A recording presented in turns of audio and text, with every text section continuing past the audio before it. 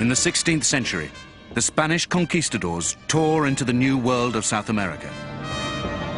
Francisco Pizarro, an illiterate peasant soldier who conquered Peru, was perhaps the most ruthless of these soldiers of fortune.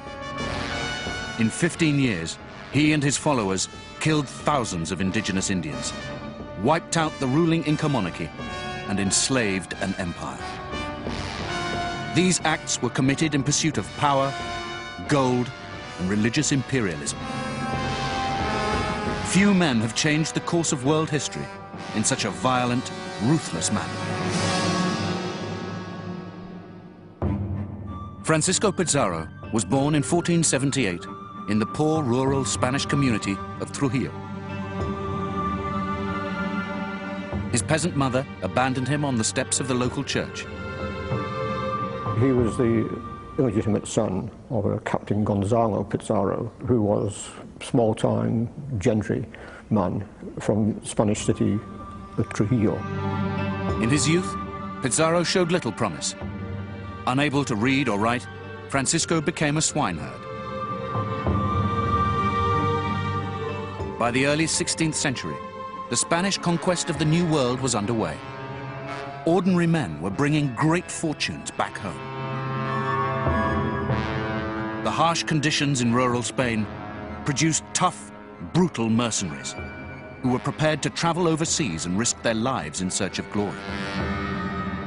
The one thing which set the imagination of men like Pizarro going was seeing in southwestern Spain not just Indians who were brought back, but gold objects.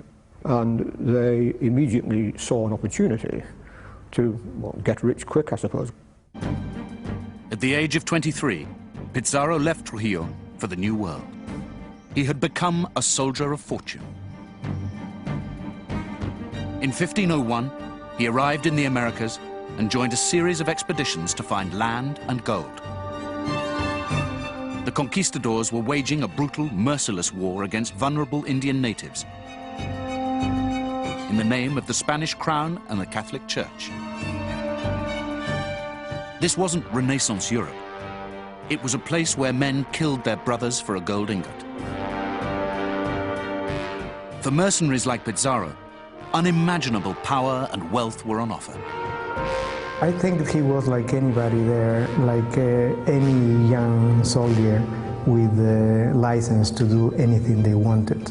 And for young soldiers at the time that could kill, rape, and did any other atrocity, that was part of war. Pizarro joined up with another soldier, Diego de Almagro, and the pair earned a reputation for their ruthlessness in dealing with the natives.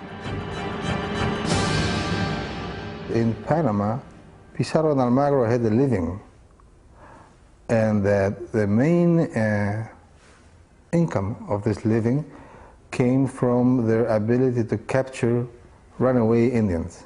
So their first fame was as those two guys that are able to catch any Indian at any cost. Once captured, Indians were treated like animals. Pizarro excelled at torture.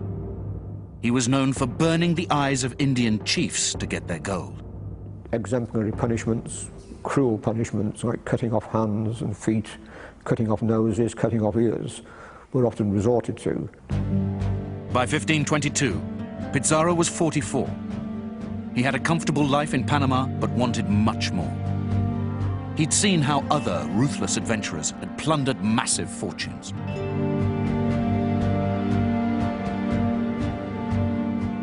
A fellow Spaniard, Cortés, had conquered Mexico and accumulated great wealth by seizing Aztec gold. News travelled fast, and it was, in a sense, the desire to find something similar or even richer than what Cortés found in Mexico, which persuaded Pizarro and his companions to start probing down the Pacific coast. In 1526, Pizarro and Almagro set sail from Panama to conquer the unexplored lands of the south. After months without finding anything, the men were mutinous. So some of the soldiers complained in secret to the governor of Panama, and the governor of Panama sent another ship to pick them up. Pizarro's starving men had camped on a hostile island off the coast of Colombia called the Isla del Gallo. When the rescue boat arrived, Pizarro was furious at the lack of loyalty. He took his sword and drew a line in the sand, demanding those who wanted to carry on to cross it. To some degree, Pizarro's decision to draw a line in the sand, it was a risk. It was a risk which paid off because he eventually succeeded. Of the original 160 men, only 13 crossed the line. The others returned to Panama and safety. Pizarro eventually reached the Peruvian coastline and landed at the town of Tumbes. The local Indians had never seen Europeans before. The heavily armored Spaniards who emerged from huge wooden ships were like aliens to them. They live in the sea, in a house made out of wood. Nobody makes a house of wood here, okay? But not only that, they have iron. Some of them have like a tail for the sword, okay? They have wool in the face, like my llama, wool in the face. Okay? Wow. The locals gave the Spaniards gold, silver, and precious stones. They told stories of great cities containing unimaginable riches. Pizarro had found his El Dorado, but had to be patient. This historic meeting of races meant nothing. Pizarro simply ordered one of his soldiers to scout the town for a future attack when he returned with reinforcements. Pizarro went back to Spain and triumphantly headed for the town of his birth.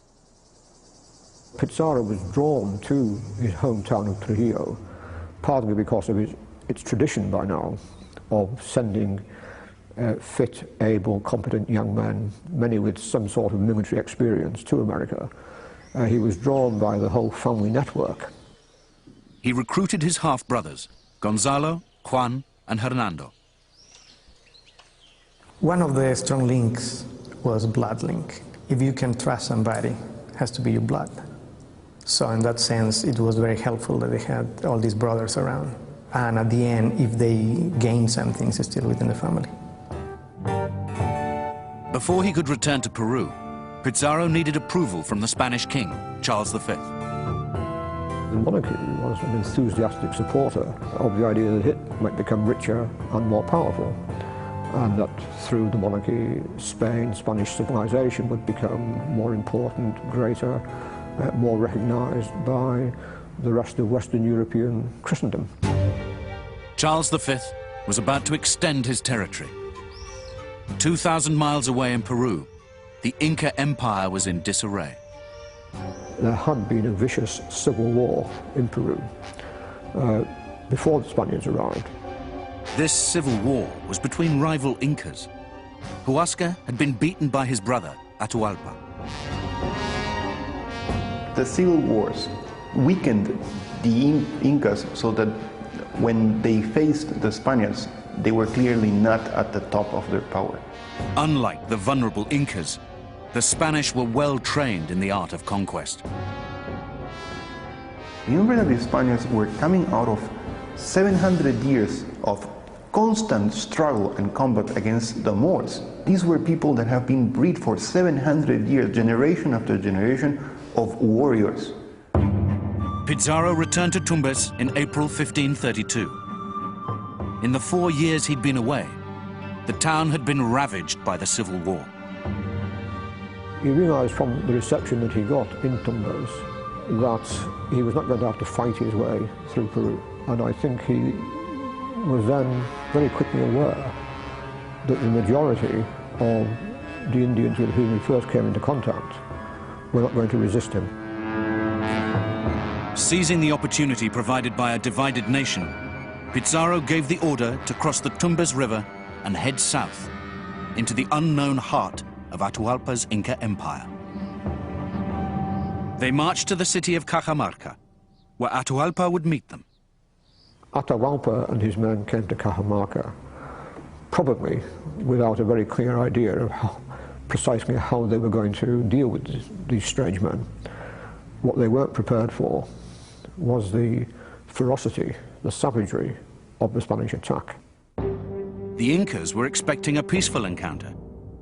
Pizarro saw this as an opportunity to seize power. When Atahualpa arrives in Cajamarca, there is a small group of Spaniards that approach him. The other group of Spaniards are within the different buildings that surrounded the square and are ready with weapons. The Spanish were not in the mood for negotiation. Pizarro said he was an ambassador from a great king overseas. His priest urged Atahualpa to reject his false idols and worship the true Christian God. The friar Valverde handed a religious book to Atahualpa. Atahualpa almost unwittingly played his part in the script by throwing away that symbol of the true religion of Spanish superiority. With the excuse he needed, Pizarro ordered the attack. In an act of unrestrained savagery, his men drew their arms and began shooting into the crowd. The shocked Incas were thrown into panic. For the Incas, the Spanish might have been seen as something absolutely overwhelming, a force of nature maybe. These people were shot not only with guns but with cannons, and also horses were thrown to them. It was just panic. In the confusion, Atahualpa was dragged from his throne and captured, while the mounted Spanish soldiers tore into the fleeing Incas. Over 2,000 Incas died, and 5,000 were captured. More importantly for Pizarro, the native emperor was his hostage. They knew that they have one key individual that was the leader. If you take the leader, no, everybody else will fall. In a bloody double cross, Francisco Pizarro had captured the head of the mighty Incan Empire. He was now in a prime position to conquer this new world and satisfy his lust for power and gold.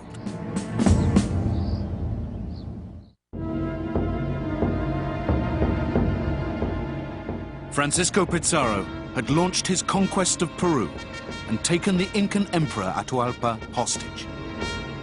He saw him as a prized asset. You have to understand that Pizarro's behavior is nothing but the same behavior of a contemporary kidnapper who will always take care of his or her victim first and will go to extremes to guarantee his livelihood. Pizarro wanted to get his hands on the wealth of the Incan Empire and demanded vast sums of gold and silver as Atahualpa's ransom. The petrified Incas filled 2 rooms full of gold and silver for the Spaniards. Gold was usually associated with the sun and silver was associated with the moon. So that the proper way to revere the sun god was to produce golden objects. When the Incas discovered that the Spaniards were basically after gold, for them it must have been a shock because these were basically religious objects that were used for ritual. Pizarro didn't care about the cultural significance of these artifacts. He began melting them down into gold bars. When all had been melted down, the Spaniards had 13,000 pounds weight of gold. That's about 6 tons of gold and 26,000 tons of silver in bars. Pizarro's men had been promised fortunes when they set out. After their military success, they were each rewarded with a share of the booty. They were obsessed by gold because they never saw that amount of gold in their lives. And they got so much that everything became very expensive. You want to buy a horse, you had to pay the amount of money you could buy 3 houses in Spain. Why? Because everybody had gold. While Pizarro satisfied the greed of his men for the time being, he kept up a facade of friendship with his prisoner.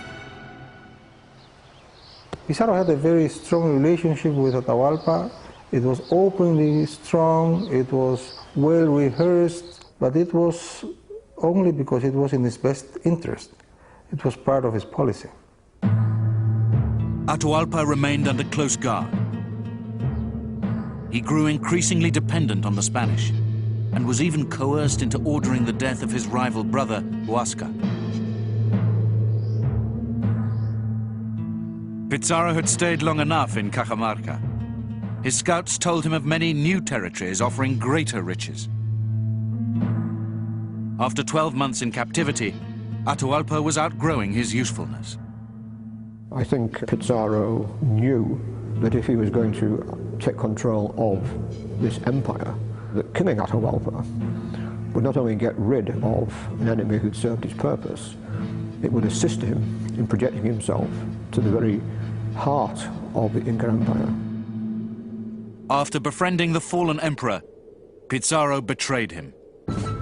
Atahualpa was found guilty of treason and condemned to death by burning at the stake. For the Incas, the sentence was horrific.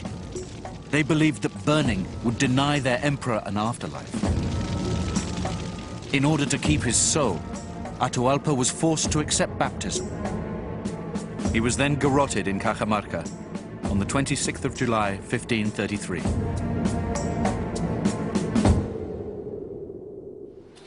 Pizarro marched on the ancient city of Cusco, the spiritual home of the Incas.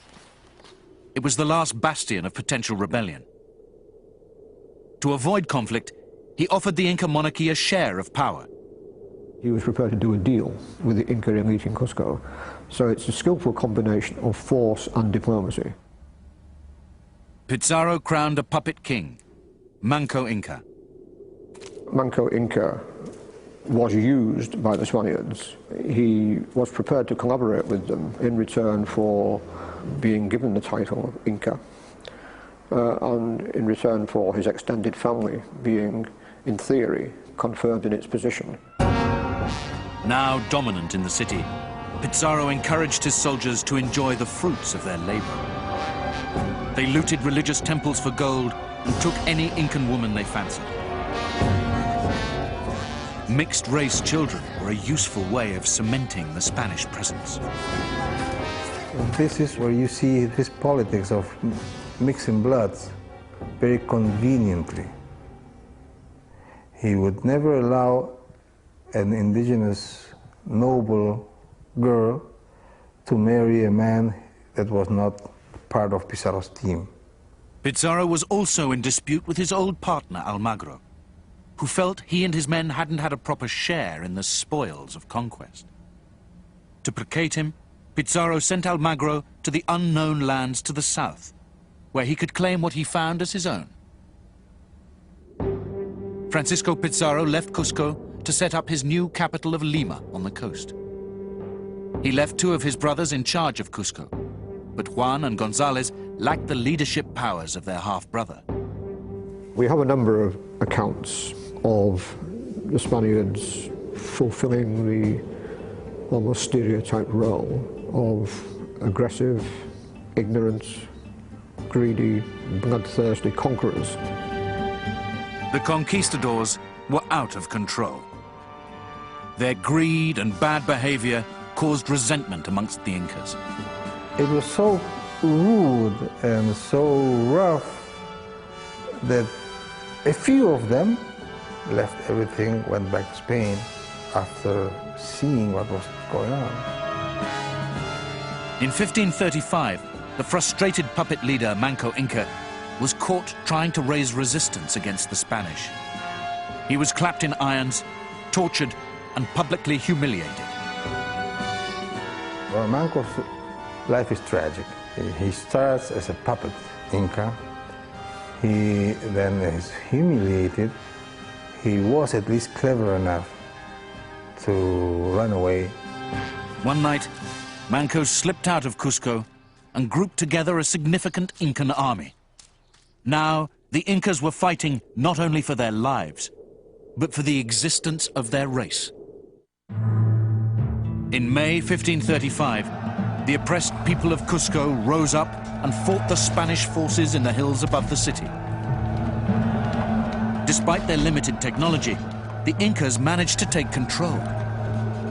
They certainly succeeded in capturing the city of Cusco, which they held for about a week. The Incas may have beaten the Spanish had Pizarro's old partner Almagro not returned from his expedition to reinforce the struggling Spanish forces. He arrived back, however, in Cusco just in time to ensure that Manco Inca's revolt would not succeed. And he then installed himself in command in Cusco. Almagro still felt cheated by Pizarro. His conquest to Chile had been fruitless. He decided to take matters into his own hands. There was a power struggle, effectively, between Almagro and Pizarro, each of whom could claim with some justice to have the crown on his side. Pizarro wanted to get rid of his troublesome partner, but he was now the respectful governor of Lima and didn't want to get his hands dirty by murdering a successful conquistador and subject of the king. It was he who had authorized his brother Hernando to put together the force which defeated Almagro. Almagro was caught and executed in Cusco. His head was displayed as a warning to other would-be rebels. With the threat to his power extinguished, Pizarro played the part of a Spanish colonial governor. He built himself a governor's palace on the main square in Lima. He essentially enjoyed the fruits of his success in Peru. In 1541, Don Francisco Pizarro was 63 years old. One evening, a band of assassins surprised him as he ate dinner in his residence. Although he fought desperately, he was overpowered and slain. He was killed by the avenging son of Almagro, his former friend. The fatal blow went through his jawbone, through his jugular, and actually severed the upper part of his spine, his spinal column. There were, I think, 70 other wounds found on the remains. He was the subject of a violent, frenzied attack. It was certainly, in a very obvious way, revenge by the Almagris. After successfully conquering a nation and destroying an indigenous race, Francisco Pizarro was murdered by his own people.